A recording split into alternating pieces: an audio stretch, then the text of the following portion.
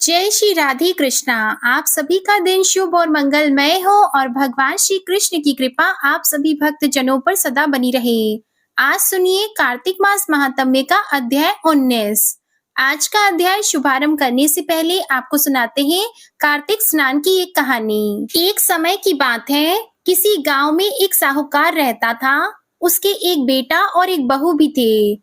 साहूकार के बेटे की बहू कार्तिक के महीने में रोजाना सुबह जल्दी उठकर गंगा स्नान करने के लिए जाती। उसका नियम था कि वह कभी भी पराये पुरुष का मुंह नहीं देखती। एक राजा का बेटा भी सुबह सवेरे गंगा स्नान के लिए जाता था। वह देखकर हैरान होता था कि मैं बहुत जल्दी आता हूँ स्नान करने के लिए, लेकिन कोई तो है जो मुझसे भी पहले आकर स्नान करके चला जाता है। तो राजा का बेटा रोजाना सुबह जल्दी आने की कोशिश करता, पर साहूकार की बहू उससे भी पहले स्नान करके चली जाती। ऐसा करते करते कार्तिक का महीना बीतने वाला था। सिर्फ अंतिम 5 दिन बाकी बचे थे। तो साहूकार कहने लगा कि अब तो मैं पता लगा के ही रहूंगा कि कौन है। इस तरह सोचते हुए वह कार्तिक स्नान के लिए जा रहा था। तो साहूकार की बहू स्नान करके घर जा रही थी। जैसे ही साहूकार के बेटे की बहू को लगा कि कोई आ रहा है, तो वह जल्दी जल्दी अपने घर जाने लगी। जल्दबाजी करने पर उसकी माला मोजड़ी वहीं पर छूट गई। तो वह तो घर चली गई और राजा का बेटा देखने लगा कि कोई तो था जो स्नान कर रहा था, अब कहाँ चला गया। इस तरह वह इधर उधर देखने लगा। तभी उसकी नजर माला मोजड़ी पर पड़ी। तो उसने उठा ली और सोचने लगा कि यह कोई औरत है जो मुझसे पहले स्नान करने आती है, और जिस औरत की माला मोजड़ी इतनी सुंदर है तो वह खुद न जाने कितनी ही सुंदर होगी। यह सोचकर उसने पूरे गांव में मुनादी करवा दी कि जिसकी माला मोजड़ी है वह 5 रात मेरे पास आएगी। अब राजा के बेटे का हुक्म था तो कोई टाल भी नहीं सकता था और ना ही विरोध कर सकता था। तो सामने से साहूकार के बेटे की बहू ने कहला दिया कि मैं 5 रात तो आऊंगी, लेकिन किसी को साख भरने के लिए बैठा देना। तो यह सुनकर राजा के बेटे ने एक तोते को पिंजरे में बंद करके गंगा किनारे पेड़ पर टांग दिया। बहू सुबह के समय आई, पहली पौड़ी पर पैर रखा और बोली कि हे कार्तिक के ठाकुर, राई दामोदर, 5 पांडु, छठी नारायण, भीखम राजा, उस पापी को नींद आ जाए। तो उसके इतना कहते ही राजा के बेटे को नींद आ गई। बहू सुबह नहा धोकर चलने लगी तो तोते से कहने लगी कि सुआ सुआ तेरे गल डालूंगी हीरा, मेरी साख भरियो वीरा। यह सुनकर सुआ बोली कि कोई भाई भी साख भरता है क्या। वह फिर बोली, सुआ सुआ सुबह तेरे पग घालूंगी नेवर, साख भरियो मेरे देवर। सुआ ने कहा, ठीक है भाभी, मैं तेरी साख रखूंगा। वह तो कहकर चली गई।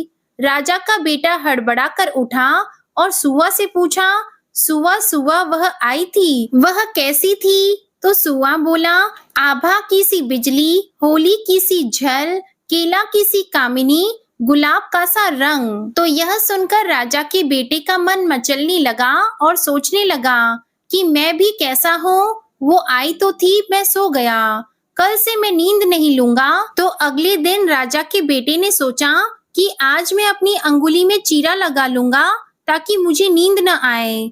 तो अगले दिन राजकुमार ने अपनी अंगुली चीरकर वहां पर बैठ गया। अंगुली में बुरी तरह से दर्द हो रहा था, उसे नींद भी नहीं आ रही थी। उधर जैसे ही सुबह होने वाली थी तो साहूकार के बेटे की बहू आई और भगवान से उसी तरह प्रार्थना करने लगी। कहने लगी, हे कार्तिक के ठाकुर, राई दामोदर, 5 पांडु, छठी नारायण, भीखम राजा, उस पापी को नींद आ जाए। तो राजा के बेटे को नींद आ गई और साहूकार के बेटे की बहू ने स्नान किया और जाते समय तोते के पास आई और कहने लगी कि सुआ सुआ तुम मेरी साख भरी हो, मैं तुम्हारे पैरों में नेवर डालूंगी। तो सुए ने कहा कि ठीक है भाभी। यह सुनकर वह घर चली गई और उसके जाते ही राजा का बेटा नींद से जागकर बैठ गया। उसने तोते से पूछा कि सुबह सुबह वो आई थी क्या? तो सुए ने कहा कि हाँ आई थी। तो राजकुमार सोचने लगा कि मुझे क्या हो गया है कि जब वो आती है तो मुझे नींद आ जाती है। आज मैं बिना बिस्तर के बैठूंगा और सारी रात बैठे बैठे बिताऊंगा। इस तरह तीसरे दिन साहूकार के बेटे की बहू स्नान करने आई तो उसने फिर भगवान से प्रार्थना की और राजकुमार को नींद आ गई। जब वह नहाकर जाने लगी तो आंख बंद करके चली गई। राजकुमार जब उठा तो वह जा चुकी थी। राजकुमार फिर से सोच में पड़ गया। वह सोचने लगा कि आज मैं अंगीठी जलाकर बैठूंगा जिससे मुझे नींद ना आए। तो फिर वह रात को अंगीठी रखकर वहां पर बैठ गया। साहूकार की बहू आई और वह भगवान से प्रार्थना करने लगी कि भगवान, आपने 3 रातें तो निकाल दी, अब चौथे दिन भी मेरी रक्षा करना। भगवान ने उसकी बात रख ली और राजकुमार को नींद आ गई और साहूकार की बहू स्नान करके चली गई। तो आंख खुलते ही उसने देखा कि सुबह हो चुकी थी और वहां पर कोई नहीं था।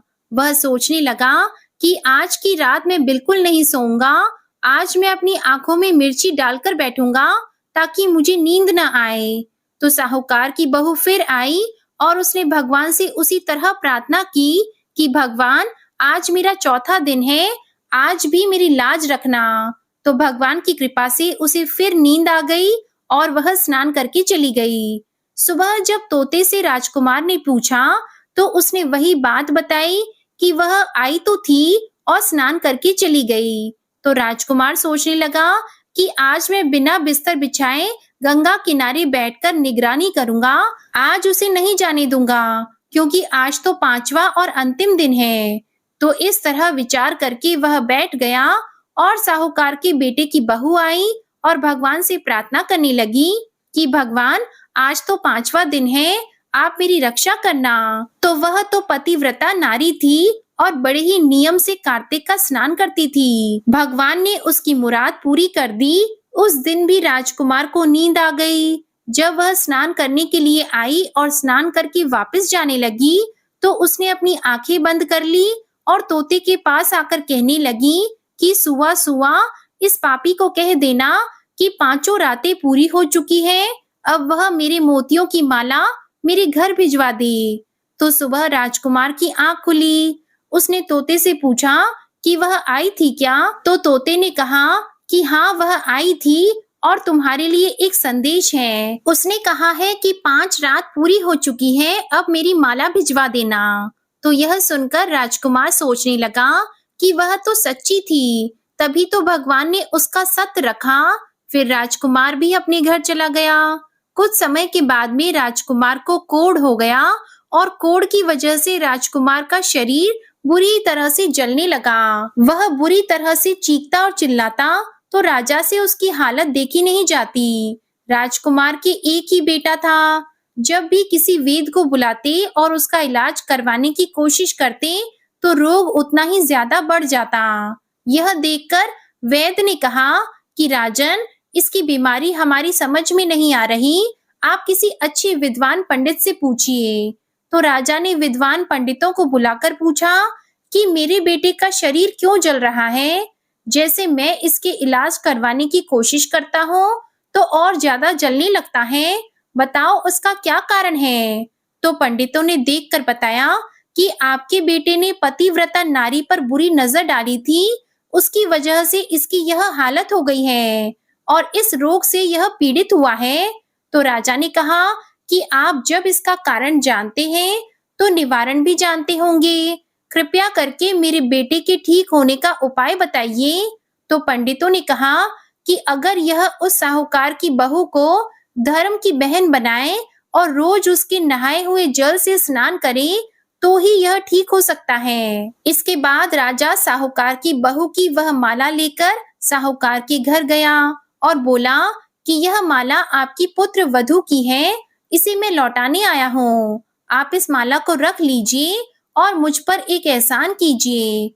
आपकी बहू जब स्नान करे तो स्नान किए हुए पानी से मेरे बेटे को नहला दे। तो साहूकार कहने लगा कि मेरी बहू किसी पराये पुरुष का मुंह नहीं देखती है और तुम नहलाने की बात कर रही हो।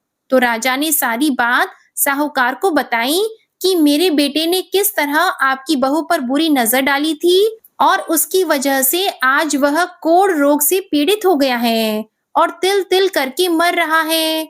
यही उपाय है जिसकी वजह से मेरा बेटा बच सकता है। अगर आप यह कर सकें तो आपका बड़ा उपकार होगा। इस तरह से राजा दीन विनती करने लगा। तो साहूकार ने कहा कि आपके बेटे को स्नान करके आगे नाली पर बिठा देना।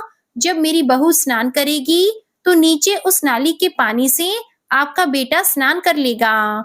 तो राजा को बहुत अजीब लगा, पर क्या हो सकता था, राजकुमार ने काम ही ऐसा किया था, तो सजा तो उसे मिलनी ही थी। जैसा साहूकार ने कहा था वैसा ही राजा ने किया।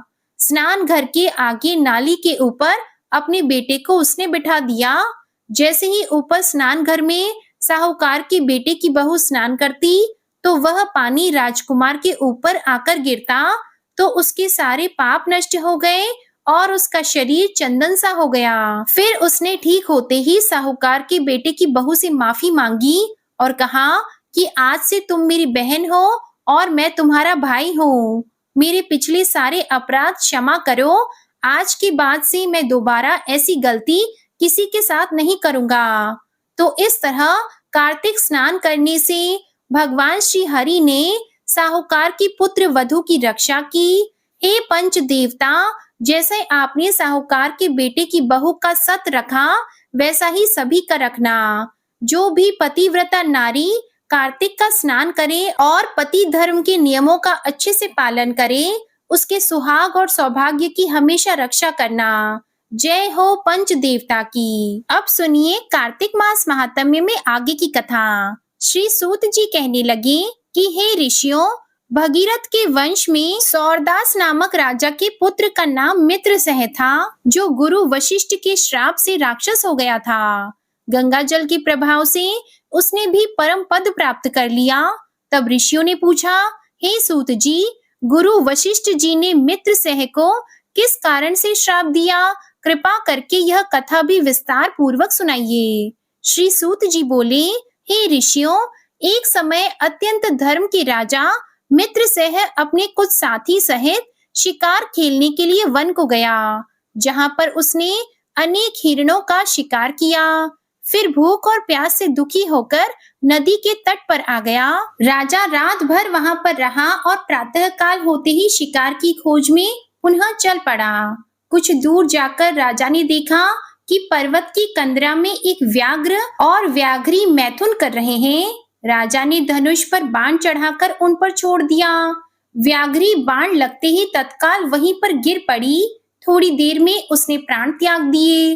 तब वह व्याघ्र राक्षस रूप धारण करके अत्यंत क्रोध पूर्वक बोला कि हे राजन, तुमने मेरे साथ घोर अन्याय किया है, मैं इसका बदला अवश्य लूंगा। ऐसा कहकर वह राक्षस दुखी होकर वहां से चला गया। कुछ वर्ष के बाद राजा मित्रसेन ने अश्वमेध यज्ञ किया, जिसमें अनेकों ऋषि बुलाए गए। गुरु वशिष्ठ जी ने ब्रह्मा, विष्णु आदि देवताओं को विधि पूर्वक हवि देकर यज्ञ समाप्त किया और फिर स्नान करने के लिए नदी के तट पर चले गए। गुरु वशिष्ठ जी के यज्ञ मंडप से जाते ही वह राक्षस, जिसकी पत्नी व्याघ्री को राजा ने वन में मार दिया था, बदला लेने के लिए उसी यज्ञ स्थल पर आ गया। वह कैसे आया? उसने गुरु वशिष्ठ का ही रूप धर लिया और गुरु वशिष्ठ का रूप धरकर वह राजा से कहने लगा कि हे राजन, हम मांस खाएंगे, इसलिए हमारे लिए मांस बनवाया जाए। हम स्नान करके भी आते हैं। ऐसा कहकर वह वहां से चला गया और फिर रसोइये का रूप धारण करके मनुष्य का मांस पकाकर रख दिया। जब उधर वास्तविक गुरु वशिष्ठ जी स्नान करके वापस आए तो राजा ने सोने की थाल में सजा हुआ मांस मिश्रित भोजन उनके आगे परोस दिया। अब ऋषि मुनि भी भला कहीं मांस का सेवन करते हैं क्या? जब गुरुजी ने ज्ञान दृष्टि से देखा कि भोजन तो मनुष्य के मांस से बना हुआ है, तो वशिष्ठ जी ने क्रोधित होकर राजा को श्राप दे डाला, हे राजन, तुमने हमको मांस मिश्रित राक्षसों के खाने योग्य भोजन दिया है, इसलिए तुम राक्षस हो जाओ। वशिष्ठ जी का श्राप सुनकर राजा बड़े असमंजस में पड़ गया कि कहा तो गुरुजी ने खुद ही मुझसे कहा था कि मेरे लिए मांस पकाया जाए, अब मांस परोसा तो मुझे श्राप दे रहे हैं। यह सुनकर राजा ने विनय पूर्वक कहा, हे गुरुदेव, क्रोध मत कीजिए, आपकी आज्ञा से ही तो ऐसा भोजन बनवाया गया है। राजा की यह बात सुनकर अब गुरु वशिष्ठ जी सोच में पड़ गए। उन्होंने ध्यान लगाया, ध्यान धरकर देखा और फिर राक्षस द्वारा छले जाने का संपूर्ण वृतांत राजा को बता दिया। तब राजा भी निरपराध श्राप दिए जाने के कारण अंजलि में जल लेकर उन्हें श्राप देने को तत्पर हुआ।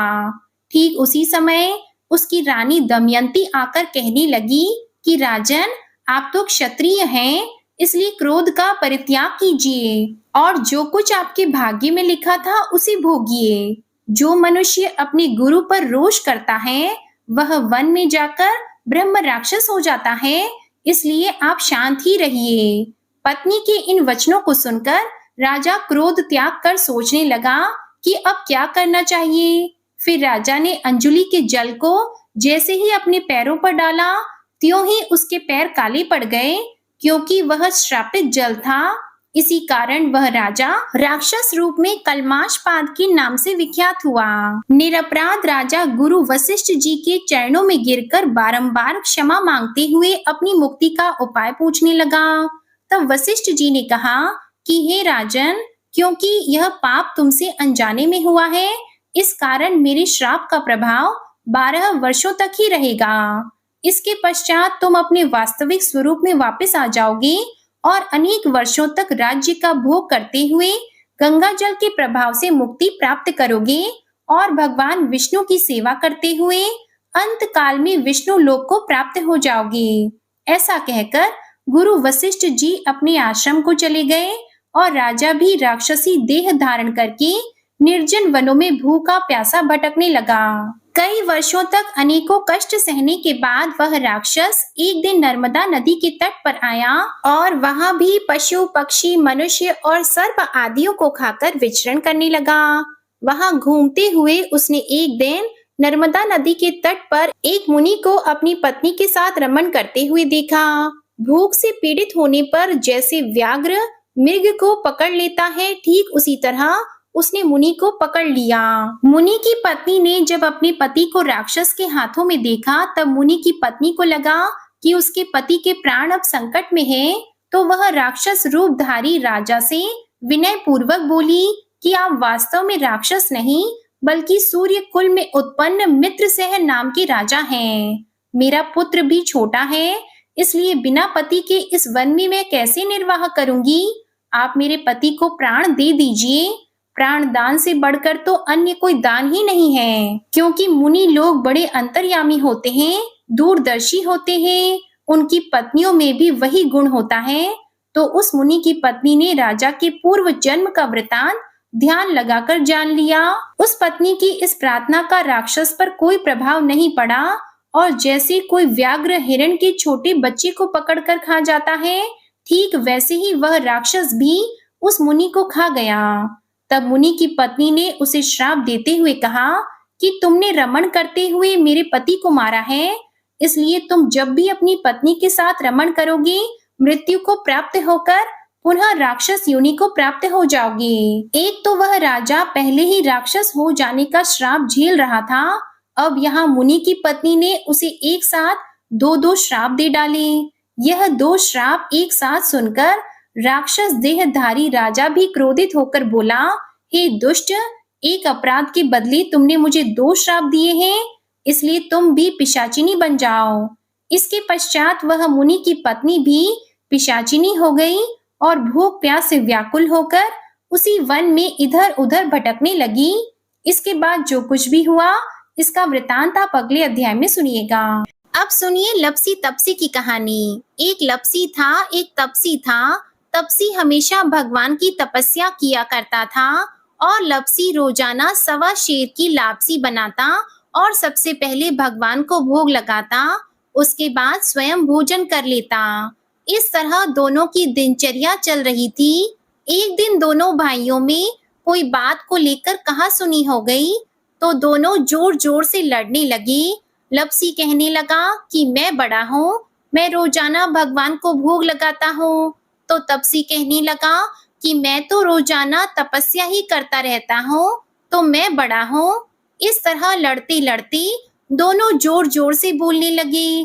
तभी वहां से नारद जी गुजर रहे थे और उन दोनों की आवाज सुनकर उनके पास गए और बोले कि तुम दोनों लड़ क्यों रहे हो? तो लपसी बोला कि मैं इसे कब से समझा रहा हूँ कि मैं बड़ा हूँ, पर यह तो कहता है कि मैं बड़ा हूँ।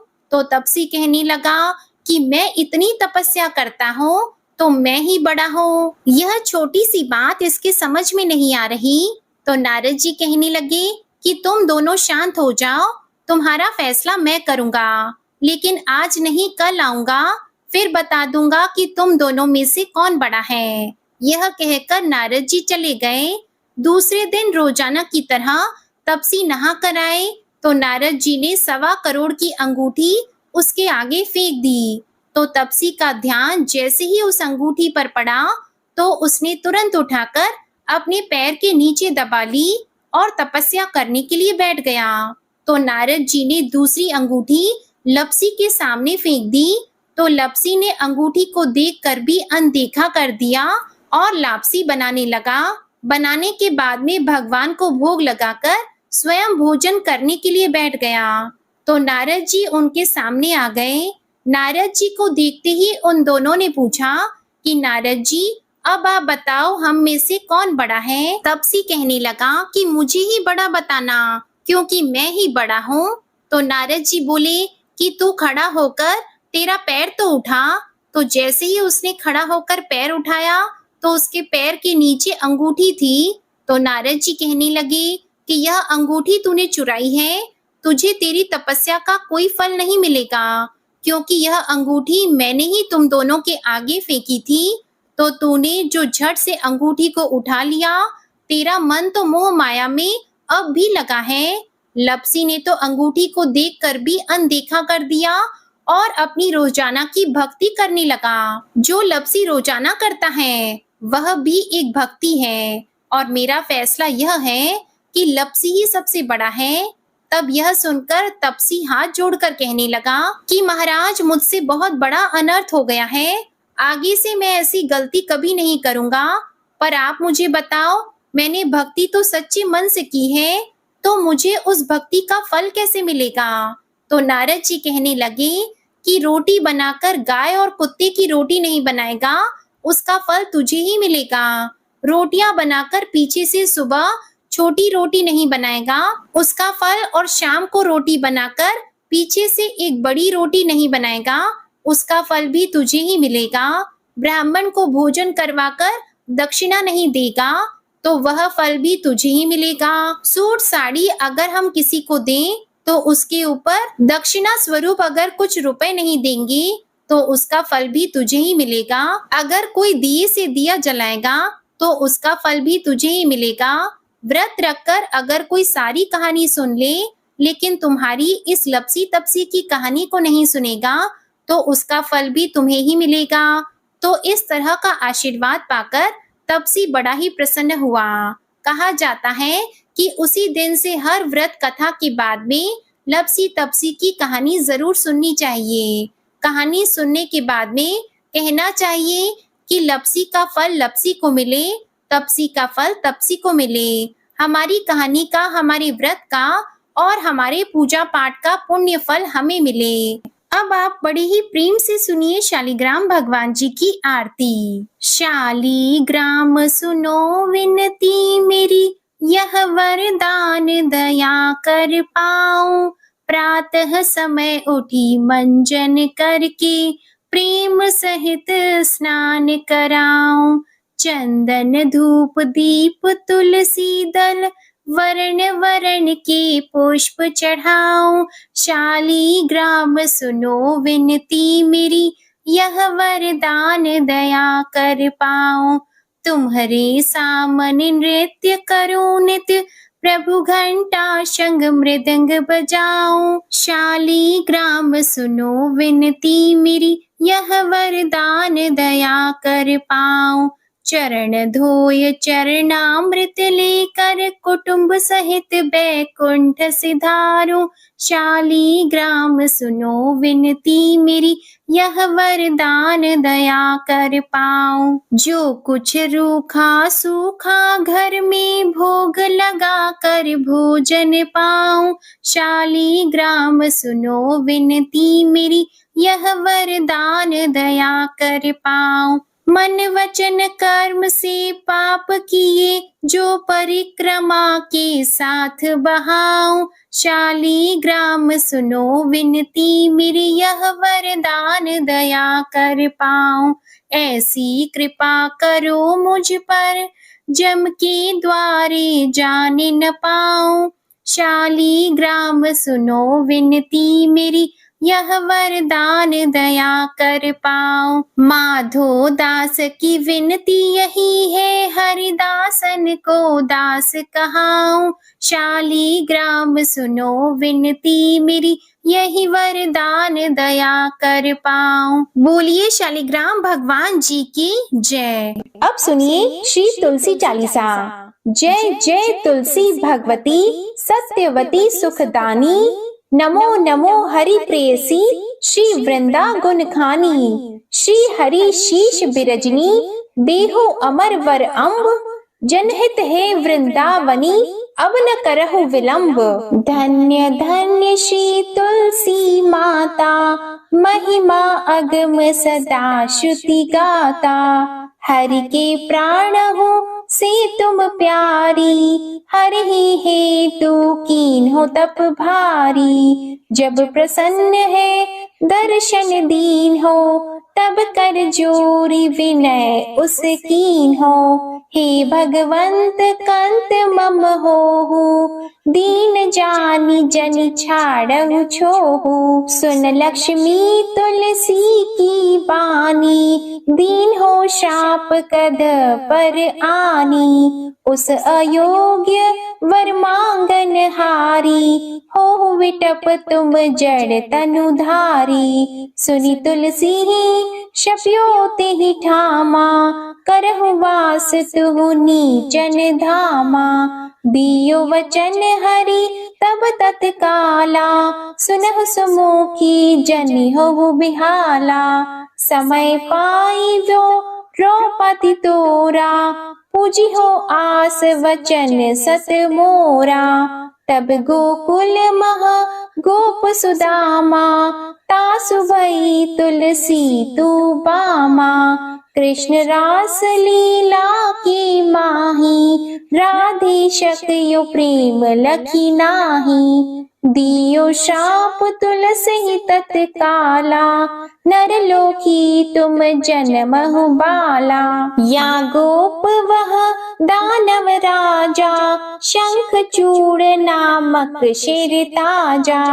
तुलसी भई तासु की नारी, परम सती गुण रूप अगारी। अस द्वे कल्प बीत जब गयऊ, कल्प त्रेत जन्म तब भयहु। वृंदा नाम भयो तुलसी को, असुर जलंधर नाम पति को। करि अति द्वंद अतुल बल धामा, लीन्हा शंकर से संग्रामा। अब निज सैन्य सहित शिव हारे, मरहि न तब हर हरि ही पुकारे। पतिव्रता वृंदा थी नारी, को न सके पति ही संहारी। तब जलंधर ही भेष बनाई, वृंदा ठिग हरि पहुँचियो जाई। शिव हित लहि करी कपट प्रसंगा, कियो सतीत्व धर्म तो ही भंगा। भयो जलंधर कर संहारा, सुनी और शोक उपारा। तिहि क्षण दियो कपट हरि तारी, लखी वृंदा दुख गिरा उचारी। जलंधर जस हत्यो अभीता, सोई रावण तस हरि सीता। अस प्रस्तर सम हृदय तुम्हारा, धर्म खंडी मम पति सहारा। यही कारण लही श्राप हमारा, होवे तनु पाषाण तुम्हारा। सुनि हरि तुरत ही वचन उचारे, दियो शाप बिना विचारे। लखियो न निज कर तूति पति को, छलन चाहियो जब पार्वती को। जड़मति तो अस हो जड़ रूपा, जगमह तुलसी विटप अनूपा। धग्व रूप हम शालिग्रामा, नदी गंड की बीच ललामा। जो तुलसी दल हम ही चढ़ी है, सब सुख भोगी परम पद पई है। बिनु तुलसी हरि जलत शरीरा, अतिशय उठत शीश उर पीरा। जो तुलसी दल हरि शिर धारत, सो सहस्त्र घट अमृत डारत। तुलसी हरि मन रंजनिहारी, रोग दोष दुख भंजनिहारी। प्रेम सहित हरि भजन निरंतर, तुलसी राधा में नाही अंतर। व्यंजन हो 56 प्रकारा, बिन तुलसी दल न हरि प्यारा। सकल तीर्थ तुलसी तरु छाही, लहत मोक्ति जन संशय नाही। कवि सुंदर एक हरि गुण गावत, तुलसी निकट सहस गुण पावत। बसत निकट दुर्वासा धामा, जो प्रयास ते पूर्व ललामा। पाठ करहि जो नित नर नारी, होहि सुख भाषहि त्रिपुरारी। तुलसी चालीसा पढ़ी तुलसी तरु ग्रह धारी, दीप दान कर पुत्र फल पावहि बंध्यहु नारी। सकल दुख दरिद्र हरिहार, है परम प्रसन्न। आशी धन जन लड़हि ग्रह, बसहि पूर्ण अत्र। लाहि अभिमत फल जगत, मह लाहि पूर्ण सब काम। जे दल अर्पहि तुलसी तहाँ, सहस बसहि हरि राम। तुलसी महिमा नाम लख, तुलसी ही सूत सुख राम। मानस चालीसा रचियो जग, मह तुलसी दास। तुलसी चालीसा समाप्त। प्रेम से बोलिए तुलसी माता की जय। अब आप सुनिए तुलसी माता की आरती। तुलसी महारानी नमो नमो, हरि की पटरानी नमो नमो। तुलसी महारानी नमो नमो, धन तुलसी पूरण तप कीनो। शालिग्राम बनी पटरानी नमो नमो। तुलसी महारानी नमो नमो, हरि की पटरानी नमो नमो। जाकी पत्र मंजरी कोमल, श्रीपति कमल चरण लपटानी नमो नमो। तुलसी महारानी नमो नमो, हरि की पटरानी नमो नमो। कौन से महीने बोई रानी तुलसा, कौन से महीने हुई हरियाली नमो नमो। कौन से महीने हुई तेरी पूजा, कौन से महीने हुई पटरानी नमो नमो। तुलसी महारानी नमो नमो, हरि की पटरानी नमो नमो। आषाढ़ मास में बोई रानी तुलसा, सावन मास में हुई हरियाली नमो नमो। तुलसी महारानी नमो नमो। कार्तिक मास में हुई तेरी पूजा, मंगसिर मास में हुई पटरानी नमो नमो। तुलसी महारानी नमो नमो। धूप दीप नैवेद्य आरती, पुष्पन की वर्षा बरसानी नमो नमो। तुलसी महारानी नमो नमो। 56 भोग 3600 व्यंजन, बिन तुलसा हरि एक न मानी नमो नमो। तुलसी महारानी नमो नमो। जो तुलसी को सवेरे गाए, श्री कृष्ण के दर्शन पाए। नमो नमो तुलसी महारानी नमो नमो। जो तुलसी को दोपहर में गाए, खीर खांड का भोग लगाए। नमो नमो तुलसी महारानी नमो नमो। जो तुलसी को सांझ को गाए, श्री कृष्ण की आरती उतारे। नमो नमो तुलसी महारानी नमो नमो। जो तुलसी को रात को गाए, श्री कृष्ण के चरण दबाए। नमो नमो तुलसी महारानी नमो नमो। सभी सखी मैया तेरो यश गावे, भक्ति दान दीजिए महारानी। नमो नमो तुलसी महारानी नमो नमो। तुलसी महारानी नमो नमो। हरि की पटरानी नमो नमो। प्रेम से बोलिए श्री तुलसी माता की जय। भगवान श्री विष्णु जी की जय। शालिग्राम भगवान जी की जय। आप सभी को आज की कथा और वीडियो में आनंद आया हो तो वीडियो को लाइक जरूर कीजिएगा। कमेंट में भगवान विष्णु जी, माता तुलसी जी और भगवान शालिग्राम जी की जय जरूर लिखिएगा और चैनल को भी सब्सक्राइब करिएगा। इसी के साथ आज आप हमारे चैनल पर शनिवार व्रत कथा भी जरूर सुनिएगा। जय जय श्री राधे कृष्णा।